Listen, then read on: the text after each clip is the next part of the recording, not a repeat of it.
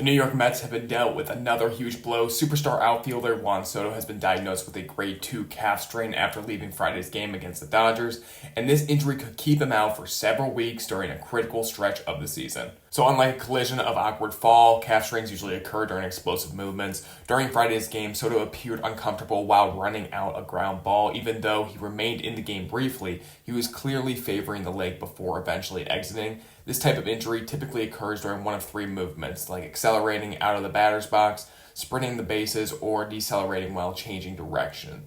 Each of these actions places an enormous amount of force through those calf muscles, especially when the knee is nearly straight and the ankle rapidly pushes the body forward. For baseball players, every sprint to the bases creates a tremendous amount of stress through the calf, making it one of the most common soft tissue injuries seen in position players. The calf is made up of primarily two large muscles. We have the gastrocnemius seen here, and then we have the soleus seen below.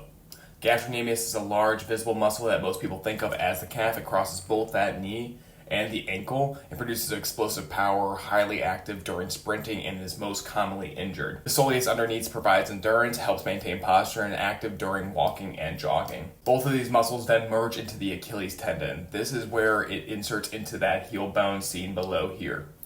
Every time Soto accelerates, these muscles contract forcefully to propel him forward. If that force exceeds what the muscle fibers can tolerate, microscopic, or in this case, partial tearing does occur. So not all calf strains are the same. So we have grade 1. These are where small microscopic tears happen. There's minimal strength loss, some mild pain, and usually takes about 1 to 3 weeks for full recovery. Players often continue to play before realizing how significant the injury really is with a grade 1 tear. So then we have grade 2, which is where Soto does fall. A grade 2 does involve partial tearing of the muscle fibers, noticeable weakness, pain with walking, difficulty sprinting, and bruising could develop. So this injury is way too significant for a player to simply just push through. So attempting to return before healing dramatically increases the chance of converting a partial tear into a much larger injury. And then we do have a grade 3, which is a complete muscle rupture. This involves severe swelling, unable to push off with walking or running, and often months of recovery with maybe surgery. Fortunately, Soto did avoid this worst case scenario for grade 3. So although the Mets have officially placed Soto on the 10-day injured list, don't let that number fool you. A grade 2 calf strain typically requires considerably larger than the minimum IL stay. Every player does heal a little bit differently, but grade 2 calf strains require approximately 4 to 6 weeks before returning to competition. So one of the main points about this injury is that this isn't Soto's first calf injury this season.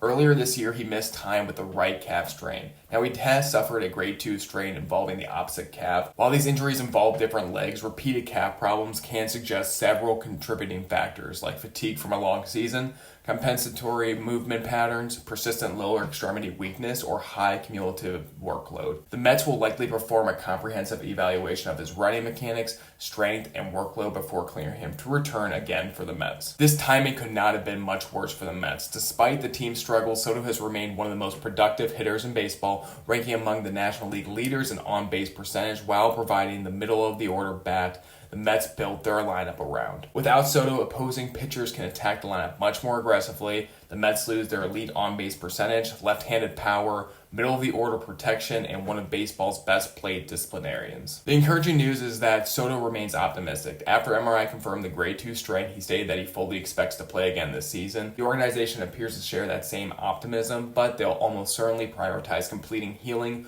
over rushing him back for the meaningless late-season games. The good news is that this is a muscle injury, not an Achilles rupture or a torn ligament, and athletes typically make full recoveries. The challenge is making sure that Soto does not return too early. Calf strains have one of the highest recurrence rates among lower extremity muscle injuries when players come back before they're fully regained strength and sprint capacity. Hope you enjoyed this video. Let me know if you have any questions or comments down below, and thank you so much for watching.